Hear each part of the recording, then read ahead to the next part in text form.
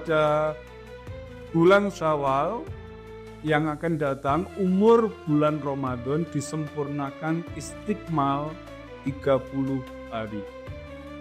Di wilayah Indonesia dengan demikian tanggal 1 Syawal 1446 Hijriah akan jatuh pada hari Senin Pahing 31 Maret 2025 Masehi.